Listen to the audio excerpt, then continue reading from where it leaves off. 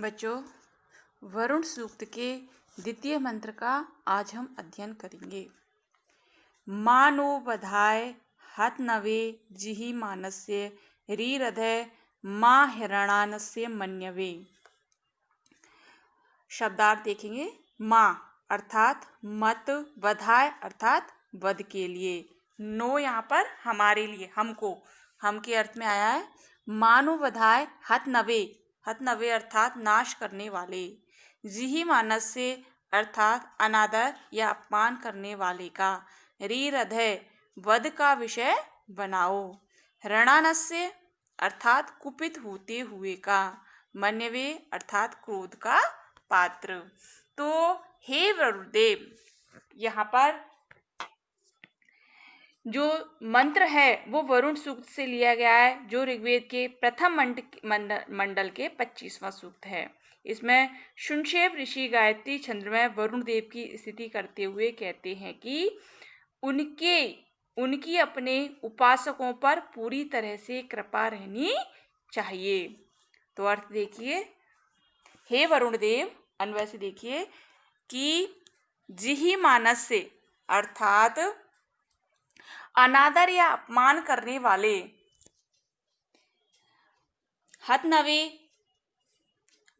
हे वरुण देव, उपेक्षा, अनादर या अपमान करने वाले, विनाश करने वाले, हत नवे अर्थात विनाश करने वाले, नाश करने वाले, न मारी हृदय, तुम्हारे द्वारा किए जाने वाले वध के लिए हम यजमानों का वध का विषय, वधाय अर्थात वध का विषय, मारी हृदय मत बनाइए, हिरणानस्य मन्यवे माँ, और कुपित होते हुए आप हमें अपने मन्यवे अर्थात क्रोध का पात्र मत बनाइए।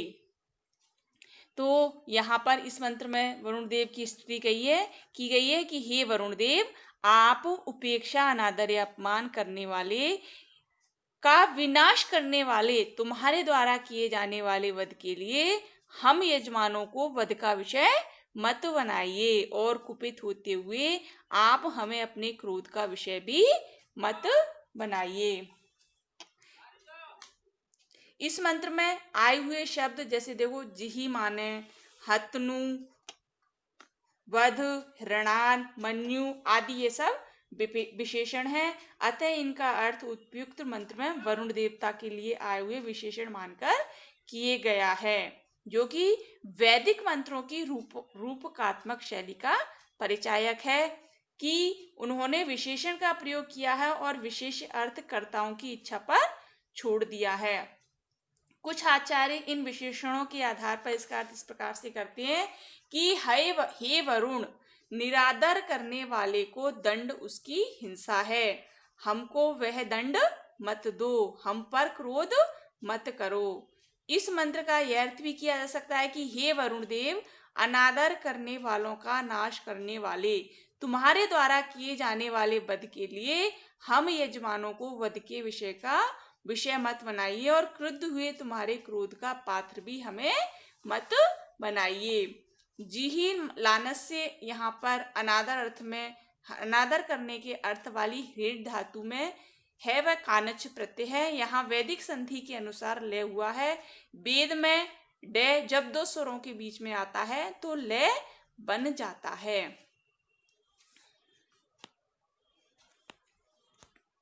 तीसरा मंत्र देखिए, बी मृलिकाय ते मनो रथिरश्वम न संदितम गीर्भीर वरुण सीमहि। शब्दार्थ देखो इसके। मृलिकाय अर्थात सुख प्राप्त करने के लिए, रथी अर्थात रथ का स्वामी, रथ को चलाने वाला, संदितम अर्थात दूर जाने से थके हुए, गीर्भी अर्थात स्तुति के द्वारा, बी सीमहि, बी ऊपर से लिया है, सीमहि अर्थात प्रसन्न करते हैं। तो हे वरुण देव, विमृलिकाय, जिस प्रकार रथ का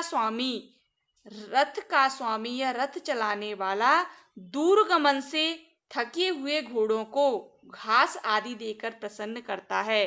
बीम्रलिकाए ते मनोरथी अश्वम न संदितम, कि जिस प्रकार से रथ का स्वामी या रथ चलाने वाला दूर गमन से थके हुए घोड़े को घास आदि देकर प्रसन्न करता है, गीर भी वरुण सीमहि, उसी प्रकार हम तुम्हारे मन को सुख प्राप्त करने के लिए इस स्तुतियों द्वारा प्रसन्न करते हैं। यहाँ पर पाश्चात्य विद्वान बी सीमहि का अर्थ खोलते हैं या बंधन मुक्त करते हैं। उसके अनुसार यहाँ पे अर्थ होगा कि हम तेरे मन को हम पर कृपा करने के लिए बंधन मुक्त करते हैं, अर्थात वरुण अपने उपासक के भूत और वर्तमान के अपराधों को क्षमा कर अपनी दया पात्रता के लिए अपने मन को क्रोध के बंधन से मुक्त कर देगा।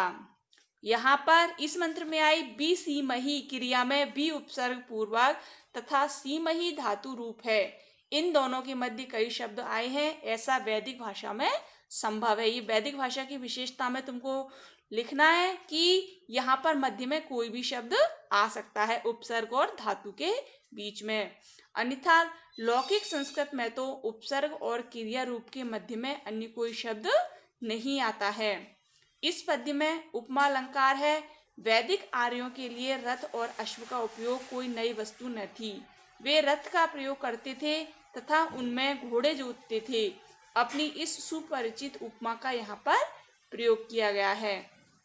नु शब्द यहाँ पर निषेधवाचक है, किंतु यहाँ यथा अथवा इव का बोधक होकर समान या जैसे का अर्थ दे रहा है।